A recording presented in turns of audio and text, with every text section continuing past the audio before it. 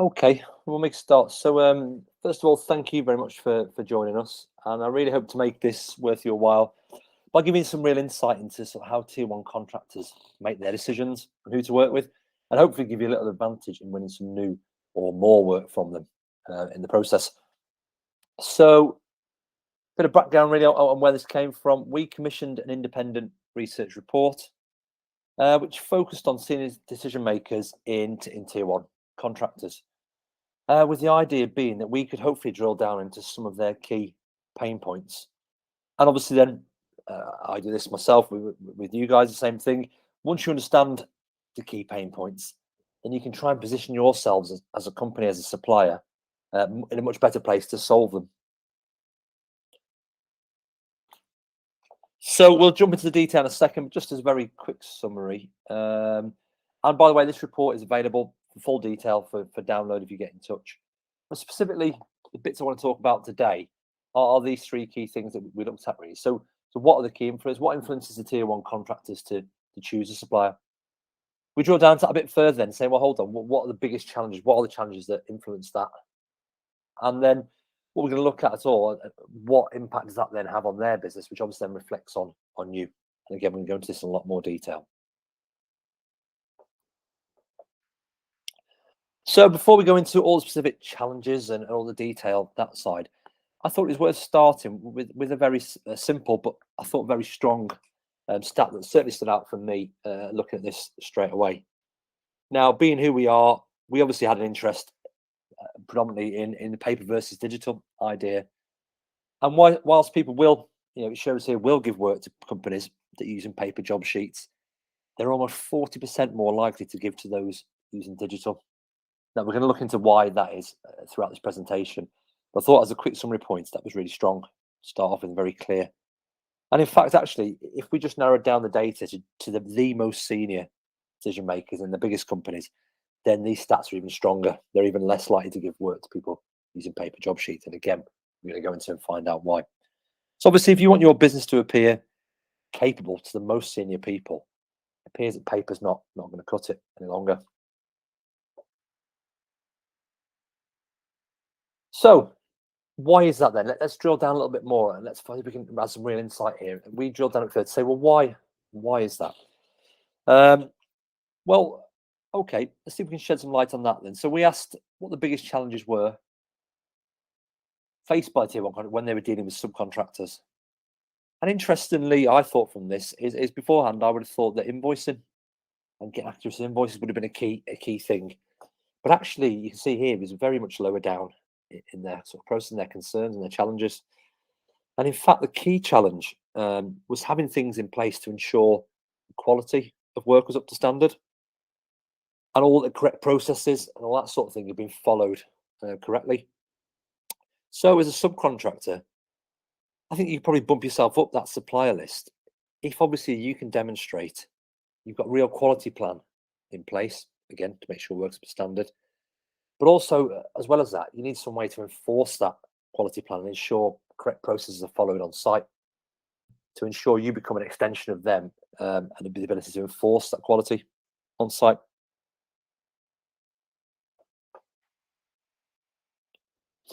So again, we then drill down further. So, well, okay, there are the challenges. We've identified what challenges are.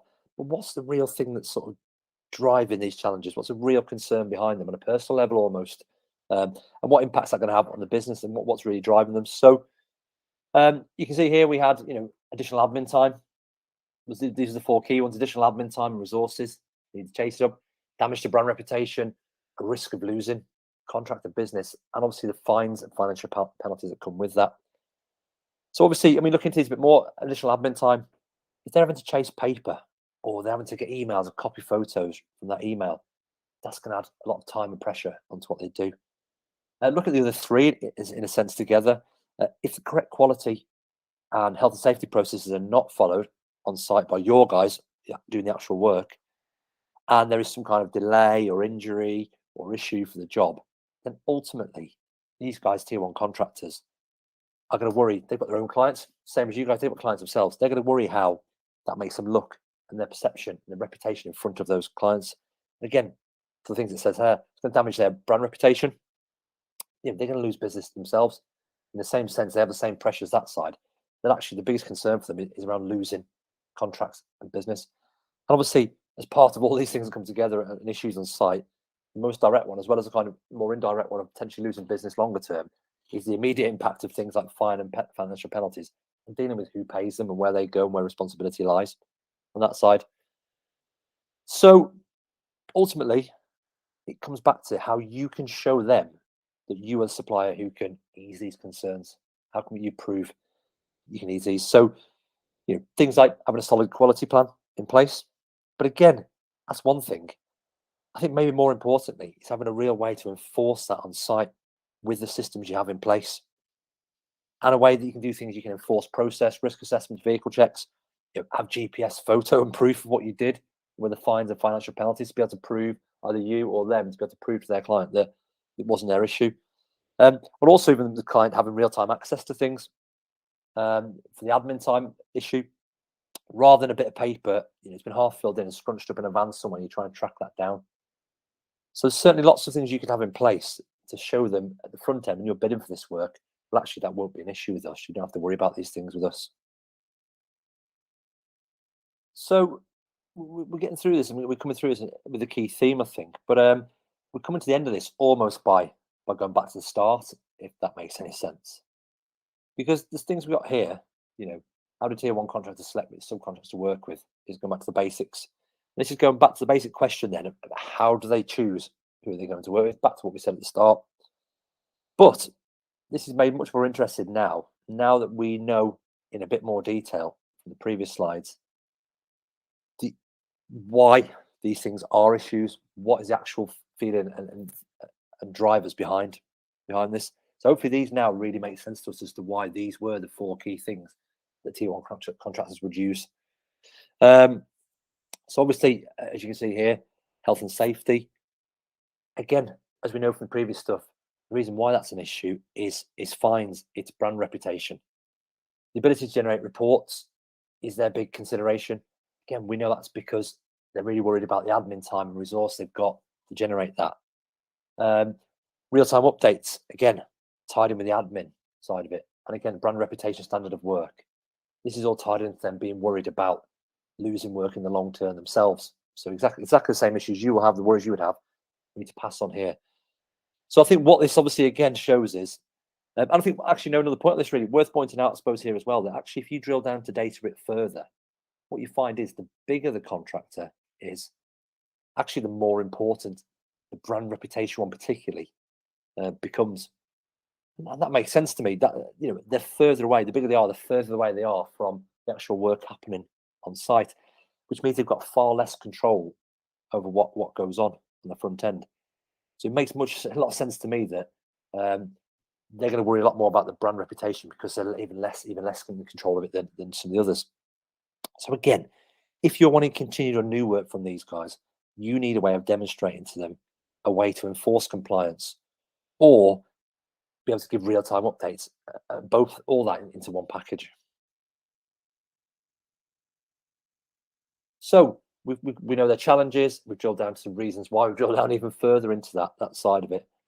And I think just to round things off a little bit from the key stats from this, and obviously being who we are and what we do, we obviously couldn't resist a bit of this sort of question. So how do decision makers view civil engineers, subcontractors who use paper job sheets? What's their key, what they perceive, how do they view these companies? Old-fashioned, yep, fairly obvious. Having zero audit trail is an interesting one on that side. So old-fashioned, you would guess. Zero audit trail, not so much, maybe not as good, but zero. Not focus on the future, fairly obvious one, I think, on that side. I think maybe the most important one here is that because guys are using paper, that would reflect then also on the quality of work that they would provide. So we know that quality and audit trails are key for what we've done so far. We know that the key thing for them is having audit trails, be able to show that, prove the quality. And again, I think we drill down again, the bigger companies, 1,000+ employee type ones, the perception of that poor quality work is actually even higher. So almost the bigger the company you're trying to work for, the stronger their perception. If you're using paper, your quality of your work's not going to be so good. So again, whether having a digital system or not, in the real world really affects the quality of the actual work done on site. I'm sure lots of you would argue the point that they're not tied together in that sense. But in reality, that doesn't really matter, that argument, because if that's what your client perceives, that using paper job sheets or kind of disparate systems, not a proper system, means your work's going to be poor quality. If they perceive that, then that is the reality for them, whether it's true or not. In their head, that is the reality. And I think it's probably worth pointing out as well, just to finish off, that what we found from the data here as well is the bigger the contractor, the more important brand reputation.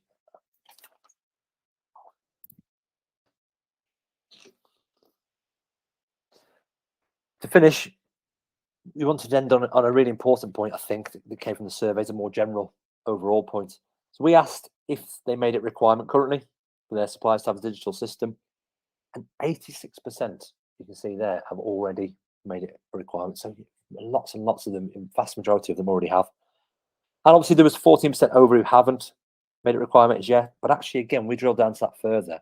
We found that a big percentage of these are planning to do so in the next 12 months or so. And obviously, there's always the 1% of people who sort of don't want to know either way.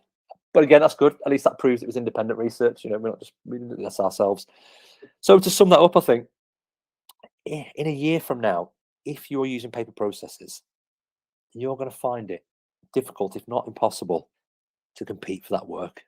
So there you go.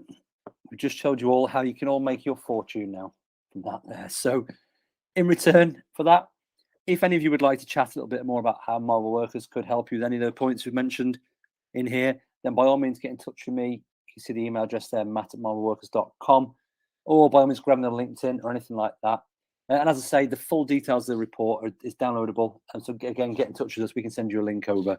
So thank you all very much for your time. Hope that was useful.